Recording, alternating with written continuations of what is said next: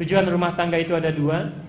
Yang satu mendekatkan diri kita pada Allah. Karena itu tolong periksa sampai sekarang, kira-kira antum di rumah sudah mendekat kepada Allah atau belum. Salatnya, mengajinya, kebersamaannya. Bertakwalah karena antum itu dititipkan pasangan dan suatu saat akan ditanya.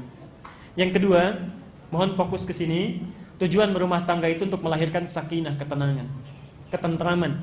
Jadi kalau antum sudah puluhan tahun berumah tangga, belasan tahun gak pernah tentram, itu artinya ada cara yang keliru menjalani proses rumah tangganya. Karena itu, untuk melahirkan ketentraman, saya tidak bahas panjang karena waktu kita sudah habis. Bawalah mawaddah dan rahmah ke rumah. Itu caranya.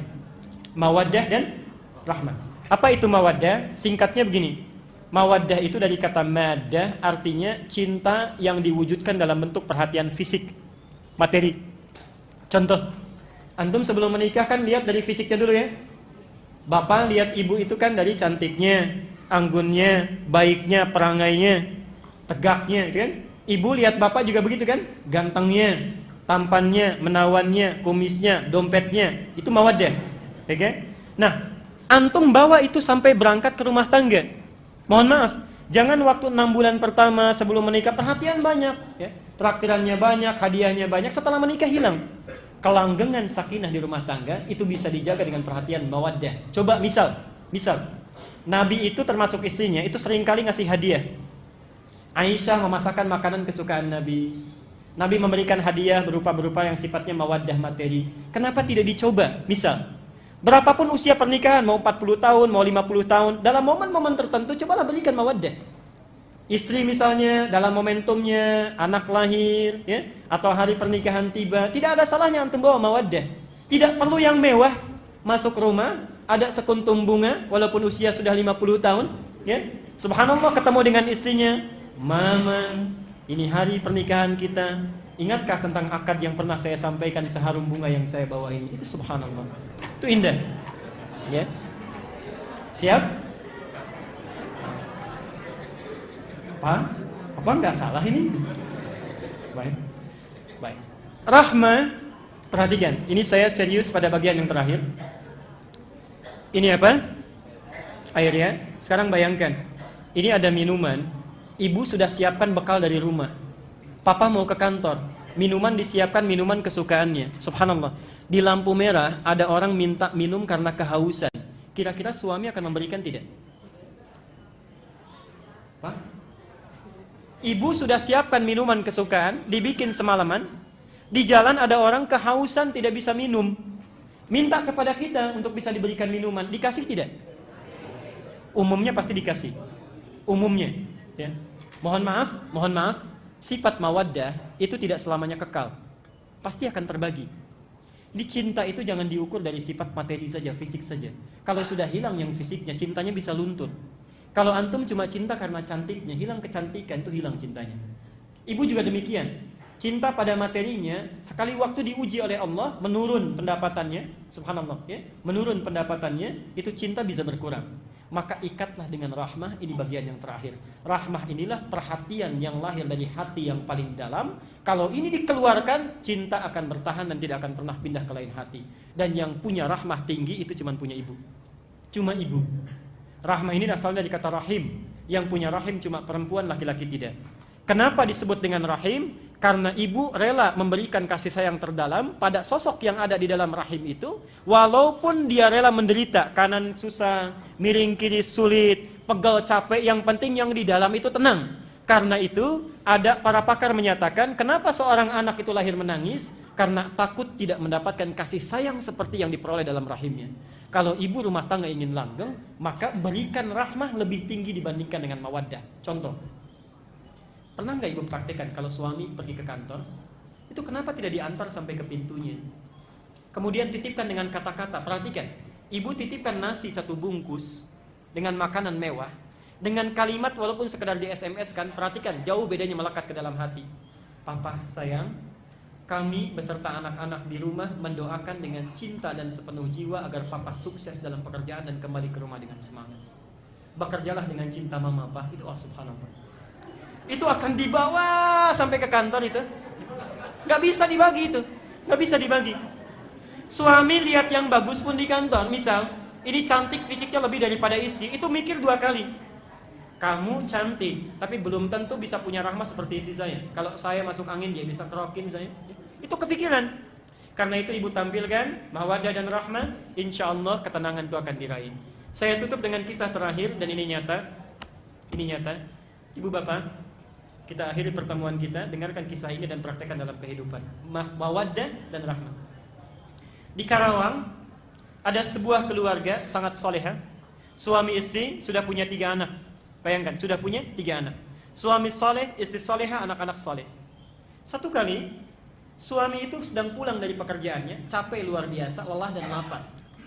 Masuk ke rumah, subhanallah, disambut oleh istri, dicium tangannya, ditenangkan jiwanya. Begitu duduk di meja makan, kata suaminya, "Ma, tolong buatkan mie." Istri masih sibuk di dapur. Ibu perhatikan, subhanallah, Pak ya. Saya berikan dalilnya dulu, nanti buka Quran surat 91. Ayat 7 sampai dengan 10. Perhatikan sini, saya cepat. Apa yang terjadi? Ma, tolong minta katanya, buatkan mie dulu, karena masakan belum jadi. Ibu sekalian, subhanallah, karena sibuk di dapur, saking sibuknya bawa bumbu ini itu, tiba-tiba lupa yang dimasukkan ke mie itu 1 sendok garam. Diaduk. Terbayang ya? Dihidangkan dengan penuh senyuman. Kemudian suami menerima, belum diambil, istri sudah pamit ke dapur lagi. Perhatikan konsepnya, perhatikan. Saya ingin tanya bapak dulu. Kalau bapak jadi sosok suami pada saat itu, dihadapkan pada makanan demikian, beliau kemudian menyendok 1 sendokan, rasanya sudah terbayang, apa yang bapak lakukan? Ingat ya, suasananya capek, lelah, penat, ada masalah, tiba-tiba dapat mie yang kualitasnya asin. Apa yang dilakukan? Perhatikan, ini biasanya rahmah dipunyai istri, tapi suami ini mempraktikkan. Lihat konsep ayatnya. Fa'alhamaha fujuraha wa taqwaha. Di dalam diri kita itu ada sifat baik, takwa, ada sifat jelek, fujur. Rumusnya begini, qad aflaha man zakkaha. Akan bahagia hidup seseorang kalau dia menemukan yang jelek, belajar dari jeleknya, mencari lawannya yang baik.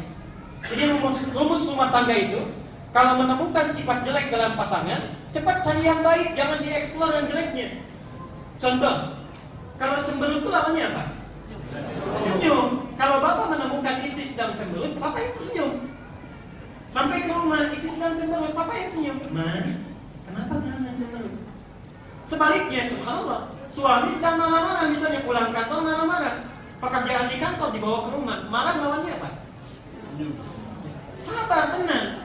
Lawan marah itu sabar. Jadi subhanallah ibu, sebetulnya sifat jelek itu dibuat bukan ingin menjadikan seorang jelek, bukan, tapi melatih supaya yang baik itu muncul dalam diri kita.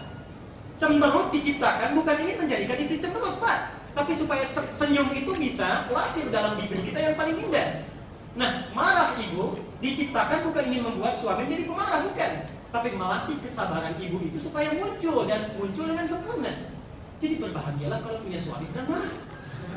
Artinya sedang dilatih kesabaran kita supaya muncul. Perhatikan, tadi mie rasanya apa? Lawan asin apa? Ini lihat, suami ini paham betul dengan konsep ini. Keluarlah dalam lisannya kata-kata yang sangat manis walaupun yang dirasakan asin. Mas sayang, anak 3 masih panggil saya. Perhatikan, Mas sayang, papa datang. Ini bahasa bebas ya, tapi begini kurang lebih, tidak saya kurang-kurangnya atau tambahin. Perhatikan, sini mah duduk samping papa, lama rasanya tidak makan berdua. Enggak marah.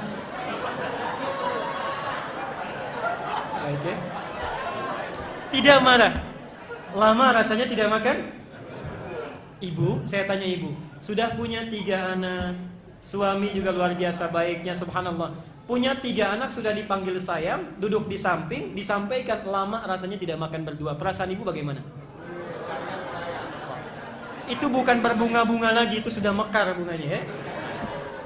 Perhatikan, itu belum selesai Pak. Kalimat pamungkasnya perhatikan.